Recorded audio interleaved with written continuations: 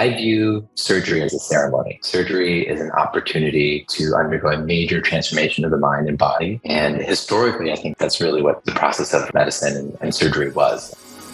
Today's guest is Dr. Jonathan Kanevsky, a highly trained plastic surgeon from New York. Dr. John completed his undergraduate degree and medical degree at McGill University, graduating at the top of his class. He was accepted into the competitive integrative plastic surgery residency at McGill University and became certified by the prestigious Royal College of Physicians and Surgeons of Canada.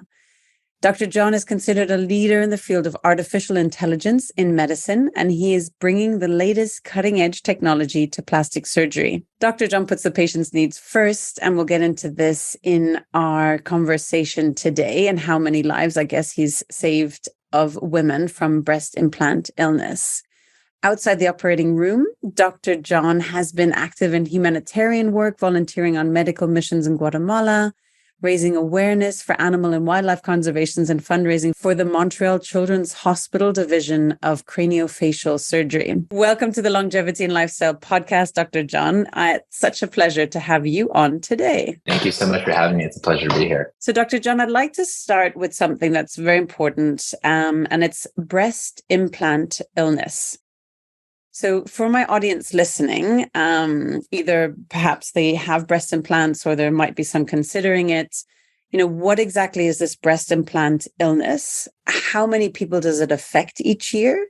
And how can it be avoided, prevented, and treated? So breast implant illness has become a really pressing women's health topic in the past, I'd say 5 to 7 years. The issue with implants has actually been around for a long time. So maybe I could just start by telling you about my own sort of personal experience and history with implants as a plastic surgeon, and then I'll tell you a little bit more about the details about breast implants. So about 6-7 years ago, when I was nearing the end of my aesthetics fellowship training, I started to notice more and more discussion among patients. I'd have patients coming in and sharing this concern that, I think my implants are making me sick. And at that time, the general consensus in the plastic surgery industry in the world was that, this has been disproven in the past and there's not really a thing here. And very, very unfortunately, it seemed like the rhetoric was put more on the side of, the patients, not rather than like a real assessment and understanding of what's going on. Mm-hmm. Since then, there's been, a complete reversal in terms of the depth and understanding with which I think the industry is starting to look at these issues. Unfortunately, not as much as I would hope. But at that point, for me and my training and where I was at, I decided I'm not going to do any breast implant surgery until it's 100% clear. There's no 100% guarantees in medicine, but at that point, I was like, there's enough patients coming in complaining of this being a problem, and I can't accurately predict who's going to develop breast implant illness or these symptoms. So I'd rather just not be involved with them. Mm-hmm. So what is breast implant illness? So breast implant illness is a constellation of symptoms that really fit in what most people in the medical profession would categorize as sort of the autoimmune category of symptoms. So it's a long list of symptoms. I may not get all of them, but in my practice, what I tend to see often is things like chronic fatigue, joint pain, hair loss, dry mouth, loss of hair. There's also disturbances in mood, sometimes gut issues. So it really is touching on a large number of organ systems. Mm-hmm. And part of the challenge is that because it's such a broad definition of symptoms, that it's not necessarily falling into the category of like an easily identifiable illness. There's no blood test at the moment that we know that you can take that will say, yes, you have breast implant illness. Mm-hmm. And who hasn't at some point in their life felt either a bit of fatigue or joint pain or hair loss, And so it does make it challenging to consider this. But what we know so far about breast implant illness and what silicone does in the body, and this is not a new thing, by the way, it may have changed names and become more common.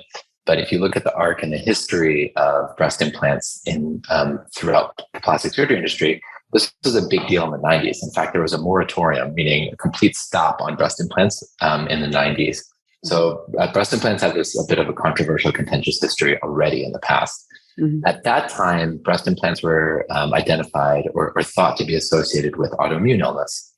There was a syndrome called Asia. So it's basically a constellation of symptoms associated to silicone toxicity, which in my mind, Asia and breast implant illness are actually in the same, they're kind of cousins, they're in the same category. So it's the body's reaction to silicone.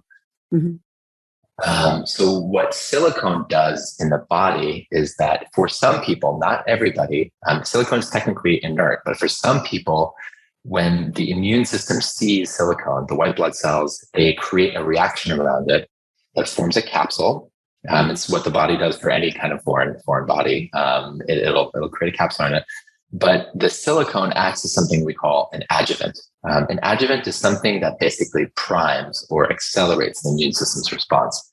Now, many things in the body can act as an adjuvant. Some vaccines have adjuvants.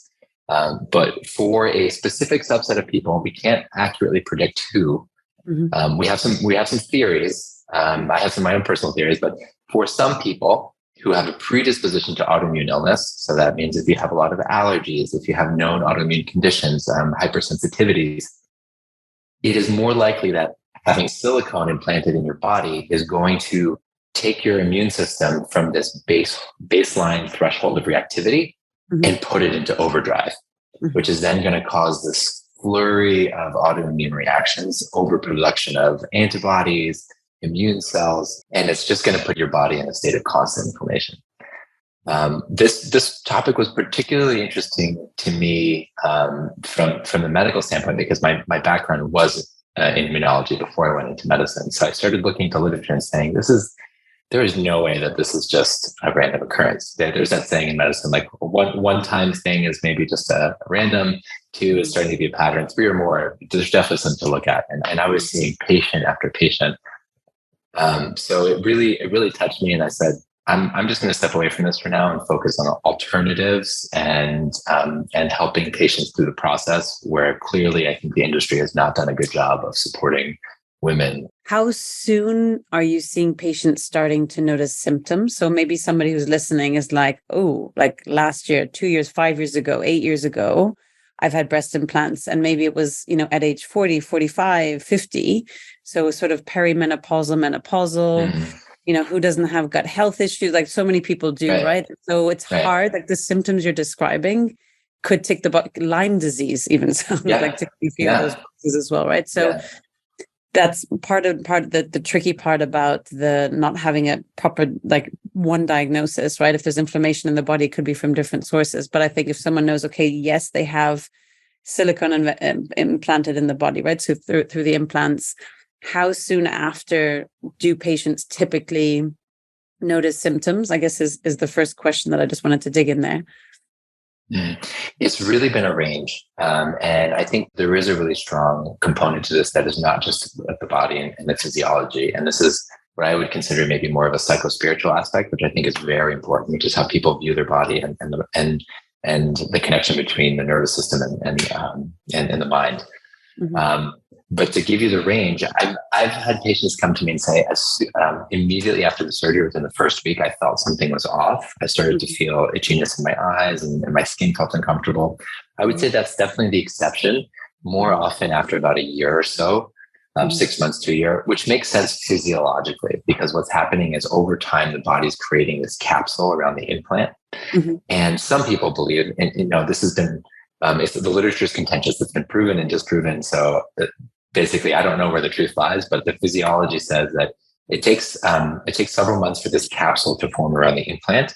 And it's the body's reaction, the body's fighting at that capsule, that shell, which is what's creating some of the immunological response. On average, I would say it's somewhere within the 6 months to a year range. Now, many people, I'd say probably the majority of women with breast implants aren't thinking about symptoms or don't have them. On average, it's about 35 to 40% of patients. That's what's been reported in the literature, which is still very high, but it's not a majority. That's a big number, especially if you think about up until last year, for the very first time. Well, up until last year, breast implant surgery was the most common plastic surgery procedure. Over 100,000 procedures done a year. I mean, that's insane to think. There's 30,000 patients a year, otherwise avoidable, and there's just so many little tabs I could open to talk about this in terms of like, how is the informed consent process done? Why aren't women being informed of these black box warnings on implants? What are the alternatives that were discussed? Yeah. But we're going to dig into all of this. Yeah. So I would say on average about a year, but I have had patients tell me, within the first week they felt something was off. And it's possible. I mean, there's this foreign body that's inside, your body's interacting with it, and especially if you're predisposed to have an autoimmune response. Which most people don't know if they have, right? Unless they've already been diagnosed, they don't necessarily know. But is that fair to say? That's true. They wouldn't know. And unless you have a strong family history of it, or for whatever reason, the threshold to show up with autoimmune systems, you just wouldn't know. Mm-hmm. I would say in my experience, before I knew the stats and before this is more of a thing, I was like, maybe 10 to 15% of patients are likely to have a predisposition to an autoimmune condition and should avoid this. And I would screen patients. This is back when I did implants. I no longer do them. Mm-hmm. I would ask patients, I would say, do you have any, allergies or hypersensitivities, any family history of autoimmune conditions? And I would say, I think there's this link. I don't know for sure, but I found it a lot. Yeah.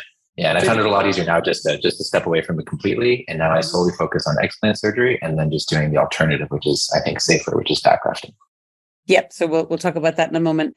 And I have a question and a concern, because I am wearing a silicone strap on my Apple Watch. Mm-hmm. So for those watching, you can see that I'm pointing to my Apple Watch. But is there studies, or have you seen research around silicone against the skin externally versus implants internally? I have not. So I don't want to speak with 100% authority, but what I know about the biology of the skin is that silicone is inert, and your skin is a very, very effective protective barrier. Like our skin is essentially, it's like more or less waterproof if you think about it. So you have this really thick, durable layer of keratin on top of the skin, which is just dead skin cells. And they have their oils that get secreted, and then layers deep. So it's the silicone that would be on something like a strap or a watch or something making contact with the skin is nowhere nearly as exposed to the immune system as something that's literally within inside your body at body temperature, potentially shedding off little particles of silicone into the bloodstream. It's like two totally different things. So I personally wouldn't worry about it. But I have not personally looked at any literature that examines the difference, but I would say it's pretty low. Okay, good. No, I mean, this is the great thing about having these fantastic conversations with experts. I learned so much myself. I had one week where I was learning about Hashimoto's, and it's like 70% of women, particularly who are have hypothyroidism, which I do, have Hashimoto antibodies. So I went and got myself tested, and the antibodies are present. I was like, okay. Talking to another biological dentist, he's like, any metal in the mouth? And I'm like, I don't have any metal fillings, but lo and behold, I have a metal wire behind. So I'm like an antenna. I'm like, another thing I need to do. Yeah. One learns along the way.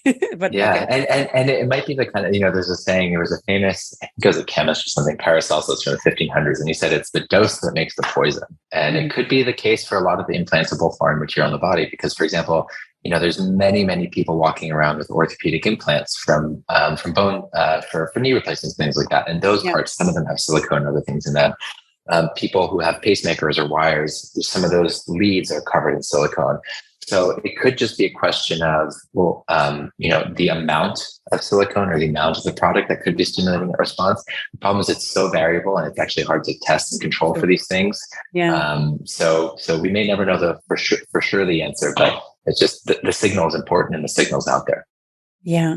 So let's talk about what you were tapping on there before as well, that why is this not more publicly said? I mean, you were saying that reported cases, if I got the numbers right, 35 to 40%, and those are reported cases. So the amount that are maybe unreported. So maybe we're looking at about 50% of cases. So you've got a 1 in 2 chance of developing breast implant illness, putting your health and your risk at life, because we all know that the heightened immune system just has a whole cascade of detrimental effects from it. So one is why is this not being communicated better?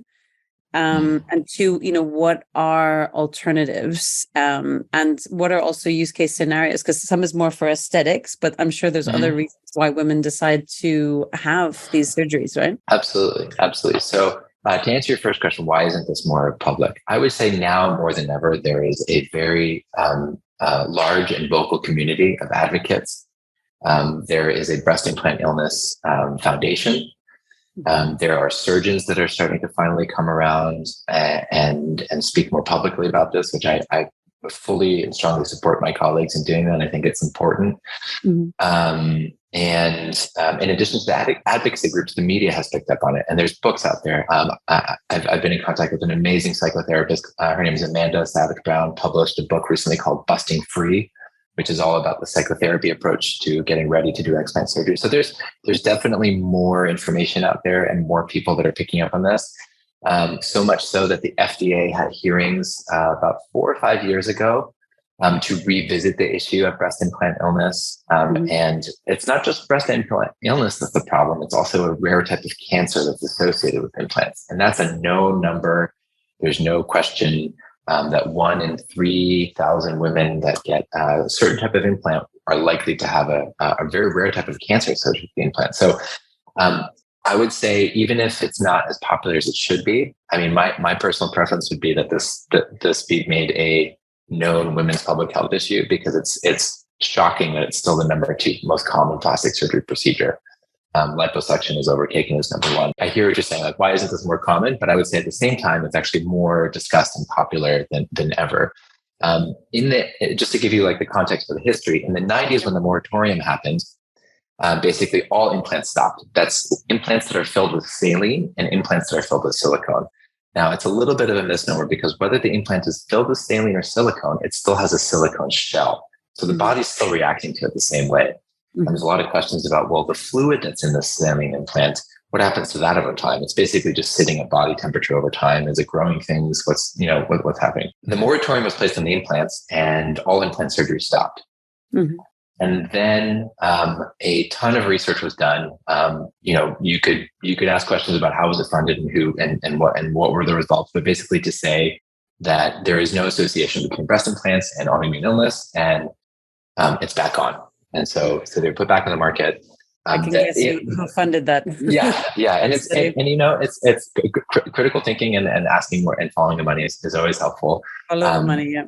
Yeah, and the validity of the studies, like there's always people with good intentions doing that kind of research, trying to show validity, but it is a problem to say that it wasn't unbiased. Now, fast forward to today, it's just not possible to quiet the storm of patients that are angry, that deserve representation, that deserve to be heard, and that deserve really an alternative. And that's been a large part of my mission, which is to say, I mean, there's going to be surgeons putting them in, there's going to be surgeons taking them out. It's just opposite sides of the same equation. The equation itself needs to change, which is what I've been trying to focus on. Say, let's come up with a better alternative and really focus on that, which is why mentioned before, I focus on fat grafting. Can we dig into fat grafting? And sure. Some people are like, fat what? What are you doing with fat? And they're like, oh, is this an alternative to liposuction? Can you share a bit about what is fat grafting and what's happening? Sure. So fat as a regenerative medium, as a tissue from the body has been known for 50 plus years. Fat is rich in stem cells, both from the fat, but also from the blood. And it can be used as a filler material, because fat, once grafted, so when you take tissue from one part of the body and put it somewhere else, the body's very intelligent. It surrounds it with all these growth factors and it starts to grow. It's like taking seeds and putting them somewhere else. And so that tissue is going to grow and it takes hold wherever you place it. So that makes it a very useful material for filling and creating shape. Since the research in fat grafting has evolved over the past 30 years, it's not just a useful filler; it can be used for its stem cell regenerative potential too, which is really powerful. Interesting. And so, some of the early uses of fat grafting were actually in patients with burns and radiation therapy after breast cancer. What was noticed is when the fat was put under the skin, that the skin actually softened and regenerated, because people who've had burns or radiation therapy for different parts of the body, the skin gets really damaged. It gets really hard and really stiff. And so the skin becomes more soft and supple with that kind of treatment. So fat grafting, what it is it involves removing fat from one part of the body. In some cases, it's processed and purified, and then in a sterile container, re-injecting it into a location. So you can either fill and create volume, or for whatever regenerative purpose you want to use it for. The way that I use fat is I have a specific protocol and technique where I try and do everything as minimally invasively as possible. The majority of the surgery I do is on patients who are awake but comfortable. Oh, wow. And and it's part of in keeping in mind that it's not just about the surgery itself; it's about the entire experience, trying to be as comfortable, making a recovery as swift as possible. Because general anesthesia is really intense on the body. Going to sleep for a surgery is quite the thing to recover from. Mm-hmm. So patients are generally awake. I use a cocktail of medications to help them feel relaxed and comfortable. I then numb all the areas with a medication that goes under the skin. So really all you really feel is like pressure and vibration. The fat then gets removed. I have a special way of processing it. Where does the fat get removed from? Is it typically like the abdomen or the bum, like the buttocks, or where does it get removed from? It can be just about anywhere in the body. Everywhere in the body, there's a healthy layer of fat that surrounds, like right under the skin on top of the muscle. The most common areas are around the abdomen, the arms, and like the inner thigh area. Okay. Yeah. And so you just like extract, like how can you visualize it? Yeah. Like with the syringe extracting Sure. fat? Yeah.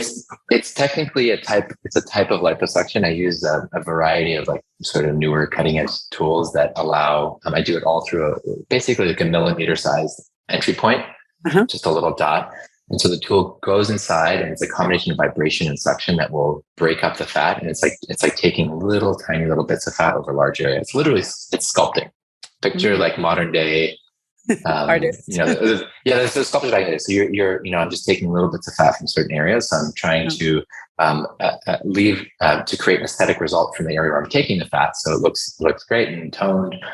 And with the fat that I'm removing, it's taking out little tiny microscopic bits of fat over a large area, and that fat then gets collected into a container. And I have a special way of processing the fat, which enhances the stem cell. So historically, part of the issue with doing a fat graft is that not all of the fat that gets transferred survives. So a lot of people traditionally maybe who have had fat transfer weren't as satisfied, or sort of the myth that got propagated was like, oh, it doesn't last, it doesn't work. Well, that's if it's not handled properly. And of course, not 100% of it will survive, but there's certain things you can do that can increase the survival rate to above 70%. And so then you inject it then into the breasts and then it has the stem cell benefit because you've treated it basically, and the growth factor. Yeah, and to answer one of the questions or points you made earlier about, is this only aesthetic or is it reconstructive? Yeah, it's for both purposes. So originally, fat grafting to the breast was more so for patients who've had breast cancer, as a means to reconstruct part of the breast. And anatomically, it makes a lot of sense because the breast tissue or the breast is comprised of glands, so the part that produces milk, as well as fat. So it's a more, what I like to think is an anatomically appropriate reconstruction. And that can be done either as an aesthetic tool for what we call primary augmentation, so increasing the size of the breast without any history of cancer, just wanting a larger, fuller breast, or for the purposes of reconstructing the breast after cancer and restoring that femininity. And you touched before that you have a spiritual practice, or you're quite spiritual as well. Could you share a bit more about that and how you bring that together? Yeah, this has been, I would say, professionally a really rewarding aspect of my career in the past few years, which is finding a way to infuse all these different parts of my life into the work that I do every day. So I view surgery as a ceremony. Surgery is an opportunity to undergo a major transformation of the mind and body. And historically, I think that's really what the process of medicine and surgery was. And there's a lot of similarities between surgery and ceremony. The first is that there's an altered state of consciousness or elevated state of consciousness, whether it's through medication or other kind of ceremonial experiences. The second is that there's a strong desire to undergo transformation of the mind and body. In traditional ceremony work, it's more the mind, and traditional surgery is more the body, but it's both. Like, it's a strong physical experience that people go through. And the last is that you have to undergo the journey. There's no question. Like, if you want to have a transformation, you got to have a surgery. If you want, you got to go through it. So they're actually very similar in that way. And when I had that realization, I started to lean into it more to see that there's really an opportunity here to create this transformation for patients. And I think I think medicine and surgery has sort of drifted away from that over time. It's become less spiritual, less about that transformative process, and more about, we're in a hospital. We got to, like, this is a very sort of sterile closed container. And it's interesting. I just got back from a trip from Egypt where I was just like witnessing all these different medical hieroglyphs and hearing these stories and just seeing how much ceremony there was in the process of treating patients while respecting the actual biology and medicine. And I was like, wow, this is, it's still the same thing. It's still the same thing. We still wash our hands a certain way. We still wear certain ceremonial clothing. The patient still undergoes the process. They fast before the procedure, So it's an interesting link that's there, but I don't think patients have been given the opportunity to use this very special, precious, maybe once in a lifetime moment to have a transformational shift. So what I've focused in my practice and trying to bring in that spiritual element is to create an opportunity for patients to undergo that process. So it's not just about the surgery; it's about the intention they set beforehand. In some settings, they could work with either a therapist or a guide beforehand to really like hone in on what it is that they want to achieve, and afterwards to have this integration pathway. The surgery itself is very interesting to me because I do the procedure awake. I use a special combination of medications that creates the opportunity for patients to undergo this change. And that medication is primarily ketamine. I'm not sure if you've heard of it before, but ketamine is a medical anesthetic that's been around for a long time. Yes. Yeah. But only recently, I'd say in the past, decade or so, it's become gaining popularity as more in the psychotherapy world as a treatment for depression and anxiety. Yeah. The real interesting thing about ketamine is that it is a very useful anesthetic for patients who are undergoing procedures while awake. It creates a state of neuroplasticity where you can really be guided through an experience and have a realignment in terms of how you view yourself.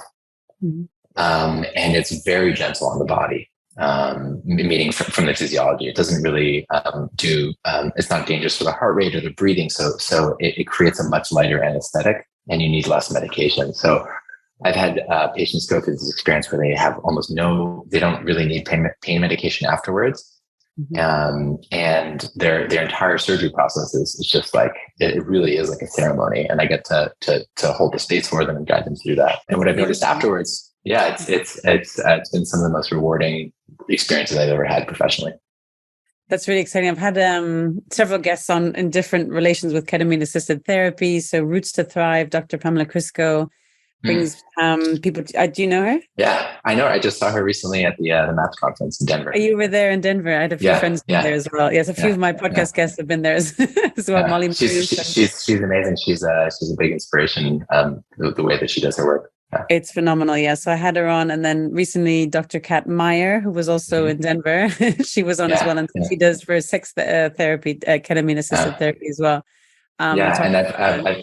She's also been really inspirational. I'll talk to her about the way that she cares for her patients and giving me some great ideas on how to integrate the best kind of psychotherapy before and after procedures. So, which is so beautiful.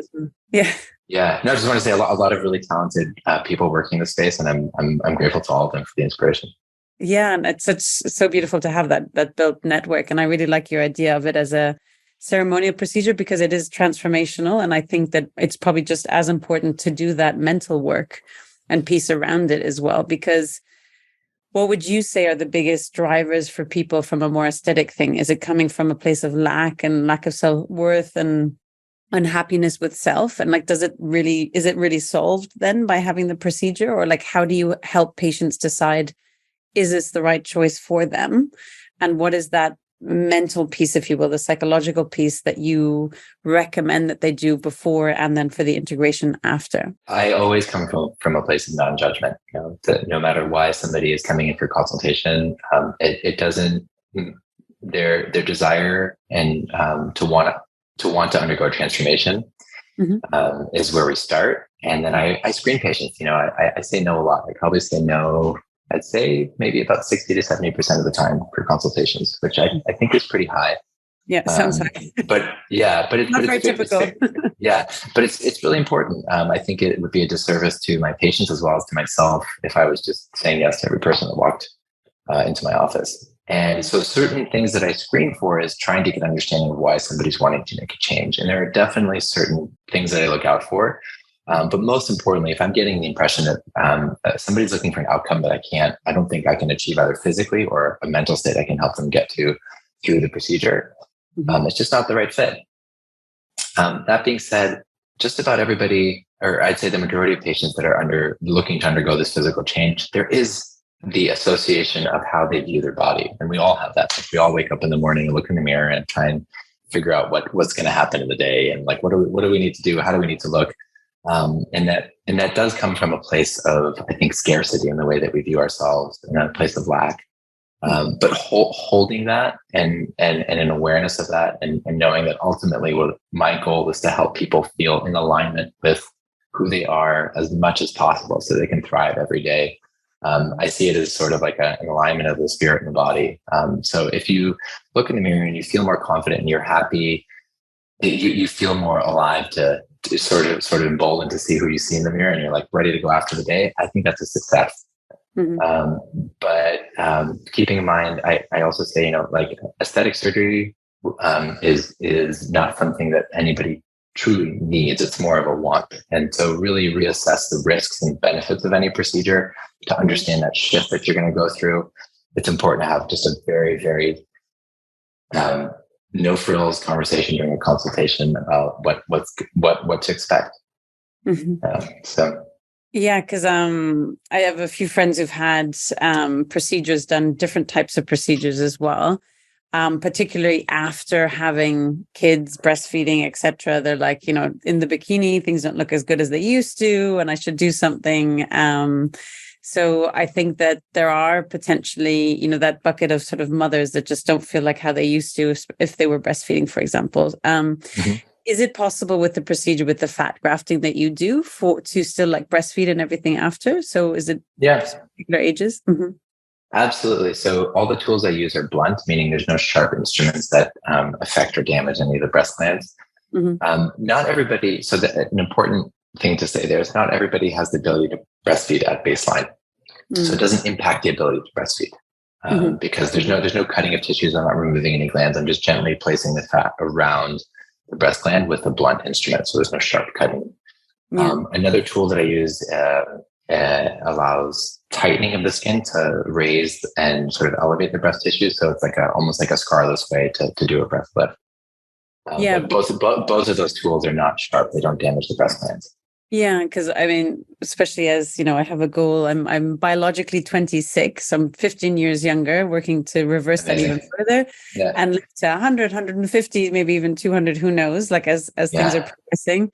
And obviously we want to represent how we feel inside, also outside, right? And so I think support like that for those who choose to, right? So again, no judgment. And I think it's always a question like, where's it coming from?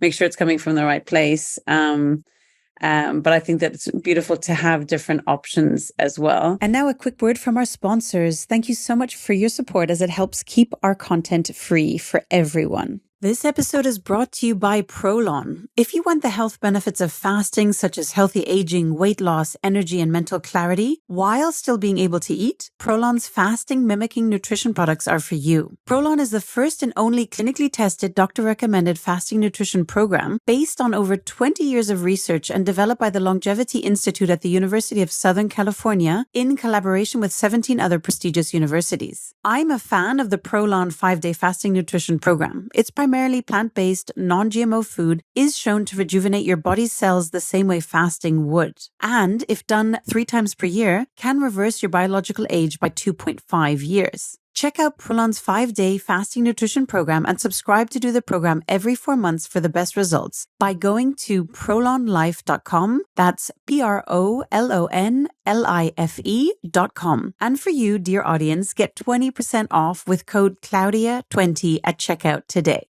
And now back to the show. What are some of the biggest myths you hear about plastic surgery? There's some industry-specific myths, meaning like specific to certain procedures about things you can and can't do.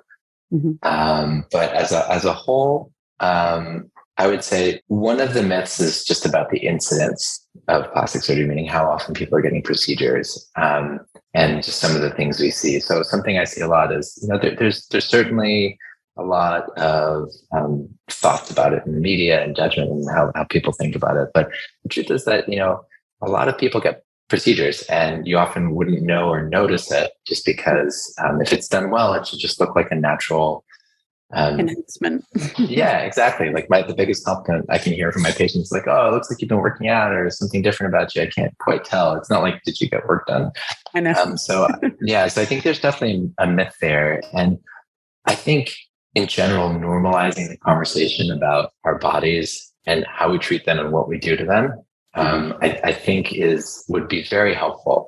And again, from a place of non-judgment. I joke with one of my friends saying, like we are just these avatars that we do things to, whether it's like dyeing our hair or changing the way we look or putting on different clothing.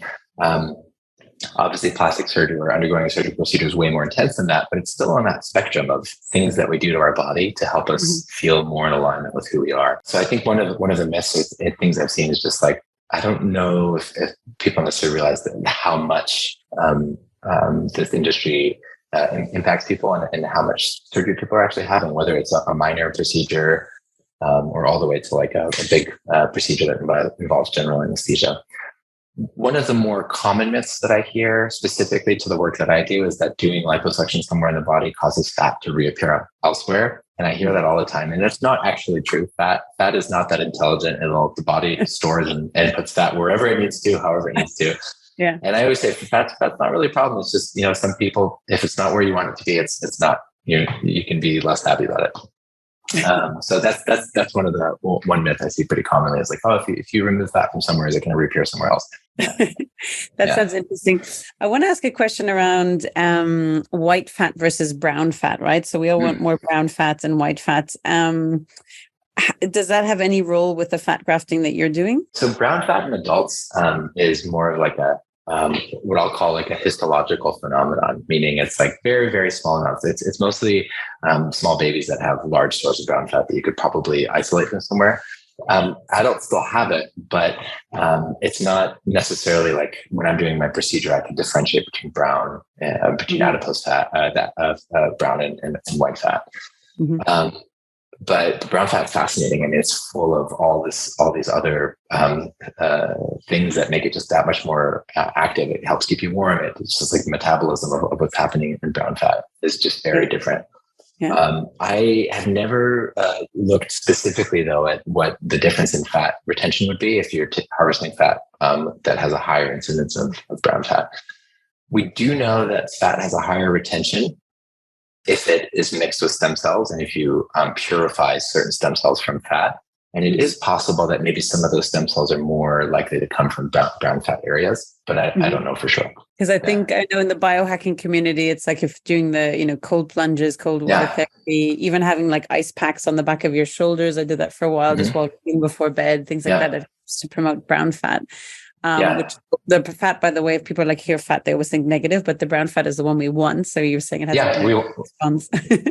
We want it. I mean, it's full of mitochondria. It really helps stimulate the energy centers of the body. And exactly right. That's what I've heard and read as well, is that that kind of cold shock therapy trips the biology of those fat cells to increase production. I want to touch on a few things. Stem cell research. What are some new evolutions in stem cell research that you find most exciting? Stem cells have been around for a long time, but now we're finally, I think, starting to hit more and more mainstream use of stem cells. There's the ethical approach, the legal approach, and then there's like the actual what can stem cells do. So ethically, legally, the FDA, at least in the US, only allows stem cells to be used in the context of a clinical trial for very specific applications, which are usually having to do with blood-related illnesses, whether that's cancer or immune system dysfunction. But that's just the tip of the iceberg. And the reality is that in other countries and even around the US, stem cells are used very commonly for different types of procedures. Stem cells can be harvested just about anywhere in the body. And there's evidence that basically the earlier you're catching the stem cell in its origination, so if you catch either fetal stem cells, so from the placenta or from this umbilical cord, those are the richest, most valuable in terms of what they can do. And in the past decade or so, we've learned that it's not even just the stem cells so much, it's about what the stem cells produce. And I'm sure you live in this world, so you know all about it, which is the exosomes. Share with my audience. So exosomes are the little bits of genetic material and packets of information that stem cells secrete that are the effector, meaning like the actually what the stem cells are doing. So stem cells are like the puppet masters. The exosomes are the puppet strings that are moving the puppet. They're really having the effect on the body. And in the past 5-10 years, there's just been an explosion in stem cell research and the production of these exosomes that can then be injected back into the body, which in some ways is safer than stem cells because stem cells are biological material. Anytime you're injecting biological material in the body, there's a whole bunch of things that could go wrong. So injecting exosomes is technically safer. And you're still getting the benefit.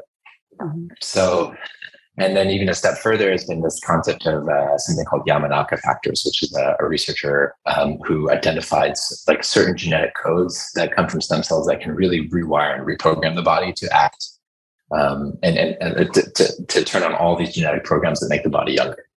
So exosomes specifically I'm very excited about.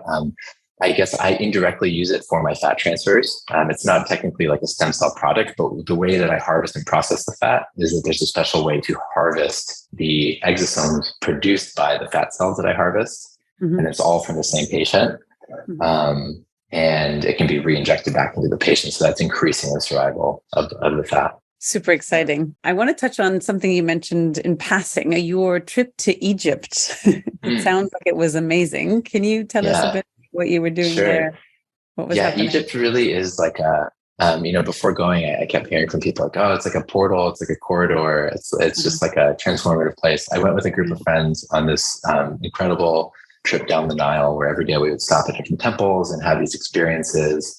And just really learning not just about the culture and history of Egypt, but the sort of spiritual past of what would happen there. And one particular experience really stood out for me, which was, and you'll find this really interesting, which is the Temple of Horus. So Horus was an Egyptian god who was associated with health and longevity and healing. And if you've ever looked at, there's an interesting sort of like medical trivia fact here, which is if you've ever looked at RX, which is prescription, that comes from the symbol of the eye of Horus. The R and the X is literally, if you may have seen it in Egyptian hieroglyphs before, it's just the eye with the R through it, which is known as a symbol of the eye of Horus. And visiting that temple was just, I'm just kind of like a geek and nerd for this kind of stuff. So like seeing all these medical hieroglyphs that had to do with like surgical procedures and doses of medications and things like that. I was like, this is like, it's like the equivalent of walking to an Egyptian hospital 3,000 years ago and like sifting through some files. It's like seeing these glyphs on the walls. Yeah. And it just kind of brought back that concept of surgery as ceremony even more, which is no matter how far we've gone from the spiritual side of it, there's still the ceremonial aspect of what we do. Yeah. And I heard that great quote from a friend the other day, which has been ingrained in me, which is, what is a protocol but a process? What is a process but a ritual? And what is a ritual but a ceremony? And that's a thought I had when I was standing there at the temple. I was like, whether it's hieroglyphs on a wall that are showing medications and surgical instruments, or me in the operating room holding it, there's a common thread that goes through all of that. I wash my hands a certain way before a procedure. I put my cap and gown on the same way. I prep the patient the same way. All of that is a protocol, process, ritual, and ceremony. And so, a lot of my experience in Egypt was just being witness to that. And it was incredible. It's amazing. I've been hearing from different sources. Was listening also to Aubrey Marcus, who had this incredible trip. I don't know if you're familiar with it. We were on the same trip. You were on the same trip. I'm listening to his interview. Yes. So I'm in the process of listening to his podcast interview. Yeah, I witnessed some of that stuff, man. It was, wow. A lot of people had really profound experiences. Yeah. And I'm Matthias De Stefano is speaking in London in a few weeks' time, so I'm going to go to his workshop there as well. It was phenomenal. I mean, I witnessed him channeling and sharing his experience, and it was powerful. I mean, there's just so much we don't understand. If we just push the boundaries of what we're willing to accept as a real understanding, just a whole nother world of possibilities opens up, where I think you can really just be in question, an inquiry of like, what else is out there? I can't believe that we're with them and I'm listening to the podcast. See, there you go. Cool synchronicity. The universe just brings these things together. It's really incredible. Yeah. So perfect timing that we're speaking right now as well. So when we're offline after, I have a few questions for you. Sure. Dr. John, what is the future of plastic surgery, would you say? this is my hope for the future of plastic surgery. I don't know if it's actually where the industry is headed, but I would hope that patients and surgeons come together to help everybody, whether it's through procedures, technology, every modality we have available to help people truly feel the source of their own creativity and divinity within. I think that's ultimately the goal of any of these procedures. It's being able to wake up and feel as aligned, as empowered, in connection with what you see your body is. And a more, I think, industry kind of like standpoint would be something like everything is just heading towards being minimally invasive, so less and less invasive, less and less general anesthesia. I don't think it's necessary or safe for patients to have to go to sleep for these big procedures anymore, or even small ones. Yeah. I think that's more of a thing of the past and surgeon's preference. So doing procedures awake, less invasive, and more of a focus on what happens before and after surgery. So all of these amazing longevity biohacking tools that we have available to us, as well as bringing on other allied health professionals, whether it's therapists, to really create this arc of transformation. I think there's just going to be more and more emphasis on that. It's no longer just about the knife in the operating room. Yeah, and see you later. Good luck. Exactly. Thankfully as well. Yeah. What are some of your favorite longevity and biohacking integration tools? I've gone down this rabbit hole. I started a company called Regenerate, RX Generate, with a nurse colleague of mine.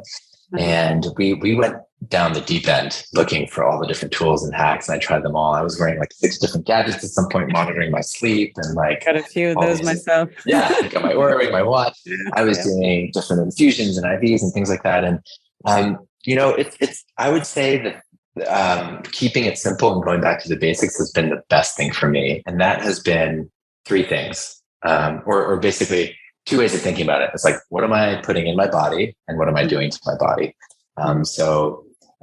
Really and every one of those categories is optimizing for sleep. So it's the number one thing I do. It's the number one thing most people spend their time doing over a lifetime. So as far as best bang for your buck and time spent, you can improve your sleep quality, and it's so high on the chain of things that happen in the body, from restoration to mood and all the things. So improving sleep. And what are your hacks? Yeah, so we're going to dig into that. What is that? What are you doing? Yeah, what sure. were the biggest game changers for you? What did you start doing? Yeah, so it's always the same thing. It's what am I doing to my body and what am I putting in my body? So before bed, I like to take magnesium, usually magnesium bisglycinate. I know there's a bunch of different kinds. There's also, I forget the brand, but it's got like all 7 different pure encapsulations. I think that might be white with the blue. It's a yeah. I take that. So I take that one before bed. So that's what I'm putting in my body. I usually so it's also about what you're not putting in your body. I try to avoid eating about 3 hours before bed. Try to go to bed on a relatively empty stomach. Avoid any bright light, and I try and keep the light down low. Lately, I've been seeing some interesting research about how truly sensitive the eyes are to light, even when your eyes are closed. So I'd like to watch, if on a day that I'm not working too late, I like to try and catch the sunset. And that just creates this interesting sort of optic neurological fear. Yeah, you increase melatonin production. I don't take melatonin before bed. There was a while that I was taking valerian root and some other things. I like to be really comfortable when I sleep. I was using the 8 Sleep for a while to try and cool down my mattress, but I found ultimately just like setting the temperature properly in the room. I will always keep a hand or a foot outside of the covers, which is kind of a funny thing because it's not just temperature measurement, but it's also your body's most efficient way of regulating your core body temperature is through your hands. Oh, interesting. Yeah, hands or feet and your face, because the blood vessels are aligned in a certain way that allows them to cool off quickly. It's like literally the same concept as an air conditioner. So I'll usually keep a few limbs out because that I know when I'm sleeping helps me regulate. I also try not to do any like kind of crazy exercise 3 hours before bed. Again, I don't always. If the decision is to exercise or not, I prefer to exercise. So I'm not. And then in the mornings, what I find is actually really helpful, which sets the rhythm for how I get tired at night, is just getting a lot of bright light during the day. And that's been really helpful. And I've heard a number of people speak on this. And I think Huberman popularizes a lot, but I've heard it from a lot of other places. That I've noticed is a really thing. I like literally wake up and I go outside and sit on my balcony and just take in the nature and just get as much sunlight as I can in my eyes. Beautiful. Also try to avoid coffee after 3 p.m. Yeah. So that's number one with sleep. Yeah. Next. Yeah. What else? Yeah. So fasting has been incredibly helpful. I try not to go overboard with fasting. I've noticed, like just being really concerned about eating all the time can create its own level of stress. But really simply, I try not to eat any major calories until about 11 or noon every day. So I guess you call that intermittent fasting. And every 2 weeks, I do a 24-hour fast. Mine's actually about to start in a little bit. Yeah. I just follow the calendar. Every 2 weeks, it's a really helpful way. Psychologically, it helps me reprogram my relationship with food. Reminds me that being hungry is not the end of the world, and it just feels good to kind of give my body like just to quiet the engine down a little bit, because it's really that we know that the metabolic overfunction of the processes of the body is what contributes to a lot of the factors that cause aging. Yeah. I think that's really helpful too, just to comment on that for people listening. So I've dug into intermittent fasting a lot, and especially for women, it's a lot, it can be detrimental. I think what I've found also with clients is that for men, it's a lot easier to, not have food until say midday and then have that afternoon eating window. For women, it can really cause dysregulation of hormones and have a lot of knock-on effects as well. So Dr. Sachin Panda is actually going to be coming on. He's the sort of researcher around circadian rhythms. He even just says, overnight, having that 12 to 14 hours is enough to already see some of the benefits as well. And then doing the occasional 24-hour fast or 36-hour fast can be really beneficial. So just for women listening, take note. And then another thing I would just say to people listening, this is assuming you're coming from a healthy baseline. You don't have a depletion in minerals, vitamins, essential things as well. So some people who are like, their health or immune system is like shot and really bad way, and then they start fasting and they're causing huge adrenal fatigue. And I've gone the wrong way myself, so I'm speaking from experience. So just if you're considering intermittent fasting, take note and also make sure that you have a really good baseline before you get into a regular practice. So sorry, I just wanted to caveat that point. No, that's a great reminder. Thank you for saying that. So the intermittent fasting, we've got sleep. Oh, and cold plunge, cold and hot. So I recently installed, it's my favorite part of my house. It's out in nature, and there's an outdoor sauna that gets really hot. It gets up to about 180 degrees Fahrenheit. Okay. Wow. And then the cold plunge. And I love to do that as often as I can. Usually I'll do this, I think if you dig it far enough into this literature there, or like what people are saying, everybody's got an opinion. I don't know if there's like a hard set fact anywhere, but we do know that the alternation, the delta, so the difference between the hot and cold is what's important in allowing your body to just heat up on its own. But I found cold plunge to be really helpful. Just doing hard and comfortable stuff consciously, I think is kind of the tagline. So whether it's strength training and lifting weights and building muscle mass, which we also know is very healthy and important for longevity and into as we age, but also just that kind of cold exposure has been really helpful. Yeah. And the combination of both as well. And like, funnily enough, my German grandmother used to go, in Germany, you have these like wellness, I guess you could call it a spa. It was seen more as like a medical thing. And like literally the insurance companies used to pay for patients in Germany to go to this. And she used to go like 6 weeks a year, paid by her insurance company. That's amazing. Yeah. And when we were little, we used to kind of go and you can visit these places, and they have these, if you imagine like almost like a snake, it was like super hot water you would stand in, and then you'd walk into the really cold water and move it around. And they have all these different saunas with different temperatures, and then the cold plunge as well. So this is all like this biohacking thing, but it's been around for like hundreds, if not thousands of years, right? So so totally. I have a story back. I'm Russian. My parents and grandparents had what was called a banya, just like a sauna that you go sit in, and like they didn't call it biohacking; it was just living. I'm actually going to the Russian banya in London tomorrow. So awesome! Yeah. It's gonna be fun. Yeah, exactly. What I'd love to finish up with is, if you could live to 150 years old, Dr. John, with excellent health, how would you spend your time? I plan on it, by the way. I'm going to make it a web. Yeah, I'll see you there too. See you in the banya. I would say in the company of friends, family, loved ones, in celebration, in pursuit of joy and learning. Beautiful. Yeah.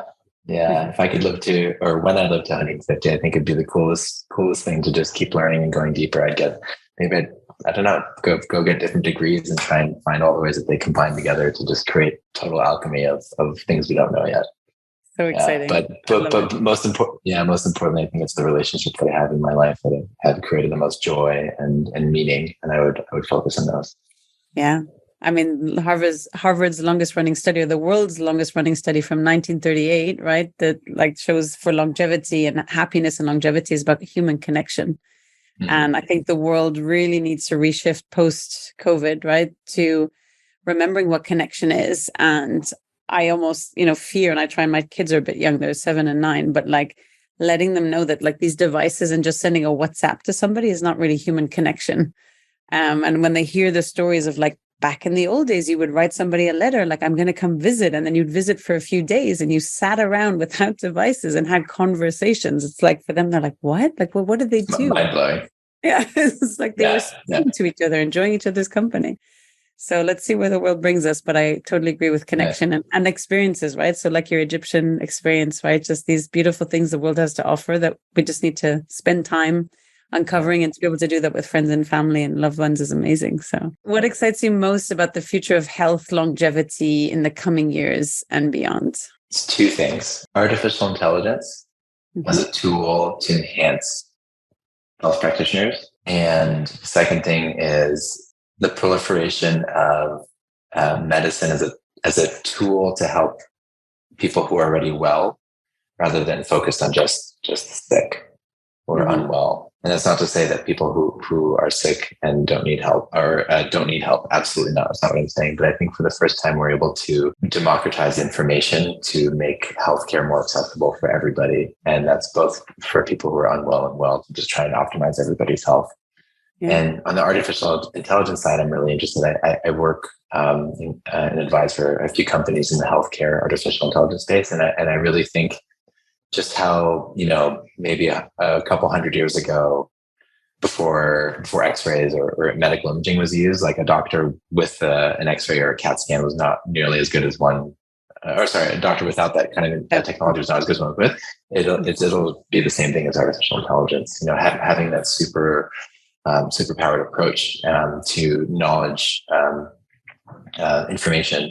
We'll just make healthcare more accessible and more efficient for everybody. I'd love to ask a follow-on question on that. Yeah. So in what ways or what applications of AI in medicine do you find it helpful? Because there is like IBM's Watson, which reads all the medical research, because not like one human can read all research that comes out. So it's like up to date. So that's kind of one application versus I've had a recorded conversation, hasn't been published yet, about the MRI scanning, right? And like preempting like early detection of potential cancer and things like that as well. Yeah. So what area of AI application in medicine do you think is most exciting? Oh, that's a great point. We could do a whole other podcast on that. So I started an AI company in Montreal called Imagia about 7 years ago that was focused on applications of AI in medical imaging. I think every facet has some potential, but what I'm most excited about is the application of AI in surgical robotics. I think there's a lot that happens in surgery and that could be improved. So I advised a company called Neuralink, which is involved in creating an implant for a brain-computer interface. And Musk, right? Yeah. And the amount that we're learning and able to glean from being able to literally gather information from the brain, as well as the surgical robot that is mostly guided by AI, is just incredible. And so there's a number of companies that are working in that space that I think is fascinating. Yeah. Apart from that, DeepMind, a company based out of London, and they have a sister, like a related company with the same founder, that is focused on protein folding, which I think is going to be incredibly fascinating for drug synthesis, where you could have, part of the problem with drugs and pharmaceuticals now today is that, you're getting such a small amount of the bioavailable molecule, meaning you take, like, what thing do you buy that you buy 100% of that maybe 10 to 15% is actually doing the thing it's supposed to do? Like, not very often. And that's the case with a lot of drugs, whether it's the body's breaking it down or it's not working the way it's supposed to. So with AI approaches in pharmaceuticals, there's the opportunity to develop extremely tailored molecules that can act specifically on certain parts of the body, designed just for you based on your genetics. And I think that's really powerful. So I would say, I've given you a big answer, but I'm excited from the really big robotic stuff to the really tiny molecules. It's the extremes that I find pretty interesting. Yeah, I know a lot of people always are fearful when they hear AI, but I do think there are a lot of positive benefits as well. So it's finding that balance in it. That's another conversation. The fear is certainly warranted, and I'll be I definitely agree with you there. But there's also great benefit. Yeah, as well. For my listeners interested in understanding more about plastic surgery and the work that you do, and it's particularly around fat grafting as an alternative, and also around breast implant illness, what is an online resource, or you mentioned obviously the book, we'll link that as well, that you recommend they could start with? I think it could be just as simple as going on. So there's a few places. If you just go on Google and type in breast implant illness and fat grafting, there's a ton of information that you can find about problems with implants and the opportunities with fat grafting. I share regularly about these topics on my Instagram. So that's at drjon.k. So that's drjon.k. Mm-hmm. Also on my website, Aura Aesthetica. That's AuraAesthetica.com. Aura Aesthetica. And we'll link everything in the show notes for people. So don't worry. Those are some of the best places. There's actually there's going to be a few books and movies coming out on the topic of breast implant illness as well. So there's no shortage of information out there. I do think that the book that I mentioned, Busting Free by Amanda Savage Brown, is also a great place to just get more context and information. Beautiful. Do you have a final ask or recommendation or any parting thoughts or message for my audience today? It's a message of gratitude, and just every day I'm grateful for the work that I get to do, and I hope that anybody listening also can find something to be grateful for in some aspect of your day, because that can be such a source of positive energy. Thank you for the work that you do and the guests that you bring on, and this opportunity to speak. I'm so grateful. Yeah, same here. Thank you so much for sharing your work. And I love the innovation that you're bringing across the field and the awareness, and also your decision not to do the typical breast implants when you were able to already foresee the risks and saving so many women's lives because of it. So thank you too. Thank you. Thank you so much.